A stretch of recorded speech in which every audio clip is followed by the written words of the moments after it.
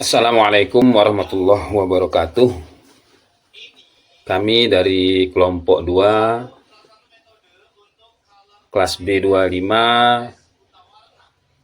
terdiri dari saya sendiri, Wayan Sofi Hafiz, kedua yaitu Bapak Khairul Hakim, yang ketiga yaitu Bapak Sahrul Rahman, dan yang keempat yaitu Ibu Safira Anggraini.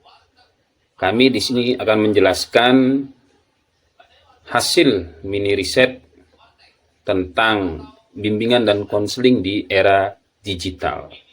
Sebuah studi observasi di madrasah. Adaptasi, peluang, dan tantangan dalam layanan BK modern. Baik, di era digital yang semakin maju ini, berbagai aspek kehidupan mengalami transformasi, tak terkecuali dunia pendidikan dan layanan bimbingan dan konseling. Di sini kami akan memaparkan hasil observasi mengenai bagaimana digitalisasi mengubah wajah layanan BK di madrasah, meliputi pemanfaatan media digital, pola komunikasi, hingga tantangan yang dihadapi. Semoga paparan ini dapat memberikan wawasan baru dan inspirasi bagi kita semua untuk terus berinovasi dalam mendukung perkembangan peserta didik. Selanjutnya akan disampaikan oleh Bapak Sahrul Rahman. Kepadanya dipersilahkan. Pendahuluan. Era digital membawa perubahan signifikan pada berbagai objek kehidupan termasuk bidang pendidikan. Salah satu layanan pendidikan yang terdampak langsung adalah bimbingan dan konseling BK. Layanan BK yang sebelumnya didominasi oleh pendekatan tatap muka kini dituntut untuk melakukan transformasi agar tetap relevan dan efektif dalam menjawab kebutuhan perkembangan peserta didik. Digitalisasi BK membuka peluang baru bagi guru BK untuk memberikan layanan yang lebih fleksibel, cepat, dan aksesibel. Di sisi lain, perubahan ini menuntut adaptasi baik dari guru BK maupun peserta didik, terutama terkait kemampuan literasi digital, etika komunikasi online, dan keamanan data pribadi. Penelitian observasi ini dilakukan untuk menggambarkan bagaimana layanan BK dilaksanakan di era digital di sebuah madrasah atau swasta atau diniyah dan lain sebagainya, serta mengidentifikasi faktor pendukung dan hambatan yang muncul dengan memahami dinamika tersebut. Guru BK diharapkan dapat merancang strategi inovatif dalam memberikan layanan BK berbasis digital yang lebih optimal. Kajian teori 1. Bimbingan dan konseling di sekolah atau madrasah. Bimbingan konseling merupakan layanan sistematis dan berkelanjutan untuk membantu peserta didik mencapai perkembangan optimal dalam aspek pribadi, sosial, belajar, dan karir. Menurut Yusuf, pada tahun 2021, layanan BK bertujuan memfasilitasi siswa mencapai kemandirian melalui kegiatan konseling, orientasi, informasi, konsultasi, dan penempatan. Yang kedua, digitalisasi pendidikan. Era digital ditandai oleh pemanfaatan teknologi informasi dalam proses pendidikan, termasuk penggunaan aplikasi pesan, platform manajemen pendidikan, dan media sosial sebagai sarana interaksi pendidikan. Teknologi digital membuka kesempatan bagi guru untuk memberikan layanan kapan saja dan di mana saja. Yang ketiga, bimbingan konseling di era digital. Layanan bimbingan konseling digital mencakup penggunaan media online untuk menyampaikan layanan seperti e-counseling, video call konseling, layanan informasi digital, asesmen berbasis Google Form, serta monitoring perkembangan peserta didik melalui aplikasi. Keunggulannya sudah jelas, meliputi fleksibilitas waktu, efisiensi, dan peningkatan jangkauan layanan. Namun terdapat tantangan seperti keterbatasan akses internet, keamanan data, dan komunikasi yang kurang emosional dibandingkan dengan tatap muka secara langsung. Yang keempat, kompetensi guru BK dalam era digital.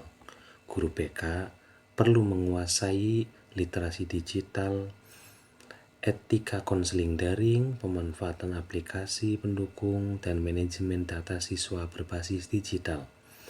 Pembaharuan kompetensi menjadi syarat utama agar layaknya BK dan layanan tetap berjalan secara profesional dan sesuai regulasi. Selanjutnya adalah metode penelitian. 1. Jenis penelitian. Penelitian ini menggunakan metode observasi deskriptif kualitatif, bertujuan menggambarkan fenomena layanan bimbingan konseling digital tanpa melakukan manipulasi variabel. Yang kedua, sumber data. Guru BK menjadi informan utama, peserta didik menjadi informan pendukung. Dokumentasi administrasi layanan BK dan media digital yang digunakan menjadi komponen pendukung lainnya. Yang ketiga, teknik pengumpulan data, observasi langsung ke ruang BK, dan platform digital yang digunakan menggunakan wawancara informal dengan guru BK secara didokumentasikan seperti screenshot layanan, formulir Google, dan catatan siswa. Yang keempat, teknik analisis data. Analisis dilakukan melalui tahapan reduksi data, penyajian data, dan penarikan kesimpulan. Itu diutarakan oleh Miles dan Huberman pada tahun 2014. Hasil dan diskusi. 1. Pemanfaatan media digital dalam layanan bimbingan konseling. Hasil observasi menunjukkan bahwa guru BK telah memanfaatkan berbagai media digital dalam pelayanan, antara lain WhatsApp untuk komunikasi personal dan layanan informasi, Google Form untuk asesmen minat, masalah, dan layanan responsif, Zoom atau Meet untuk konseling jarak jauh, e-counseling menggunakan aplikasi khusus yang disediakan sekolah, serta pemanfaatan media tersebut menjadi layanan BK lebih efisien, terutama dalam mengumpulkan data siswa secara cepat. Yang kedua, dampak positif digitalisasi bimbingan konseling. Akses layanan menjadi lebih mudah, terutama bagi siswa yang enggan tatap muka. Monitoring perkembangan siswa lebih sistematis dan terdokumentasi. Komunikasi antara guru BK, wali kelas, dan orang tua menjadi lebih cepat guna menanggulangi aktivitas para siswa, dan guru BK mampu menjangkau lebih banyak siswa dalam waktu yang lebih singkat. Tantangan dan kendala, namun demikian digitality BK menghadapi sejumlah hambatan, yaitu literasi digital siswa tidak merata, beberapa masih kesulitan mengisi formulir untuk mengikuti konseling daring. Akses internet sudah pasti, terutama di daerah pedesaan, isu privasi dan kerahasiaan. Yang keempat, adaptasi guru BK. Guru BK melakukan berbagai strategi adaptasi seperti penggunaan bahasa yang lebih hangat, penjadwalan layanan tatap muka untuk kasus yang lebih berat, sosialisasi literasi digital kepada siswa, dan lain sebagainya. Untuk tahap diskusi secara umum, layanan bimbingan konseling digital memiliki potensi besar untuk mendukung perkembangan siswa di era modern. Namun, efektivitasnya memerlukan kesiapan sistem, kompetensi guru, serta pemahaman etika digital. Hasil penelitian ini sejalan dengan temuan pada tahun 2022 bahwa BK digital menuntut keseimbangan antara interaksi teknologi dan sentuhan kemanusiaan dalam praktik konseling. Assalamualaikum warahmatullahi wabarakatuh. Jadi kesimpulannya di sini, observasi menunjukkan bahwa layanan BK di era digital telah memberikan dampak positif terhadap peningkatan akses dan efektivitas layanan di madrasah. Media digital memungkinkan guru BK untuk melakukan asesmen atau komunikasi dan konseling dengan lebih cepat dan fleksibel. Namun sejumlah kendala seperti keterbatasan literasi digital, akses internet, dan isu privasi perlu ditangani secara sistematis. Digitalisasi BK bukan sekedar penggunaan teknologi, tetapi transformasi menyeluruh dalam cara guru BK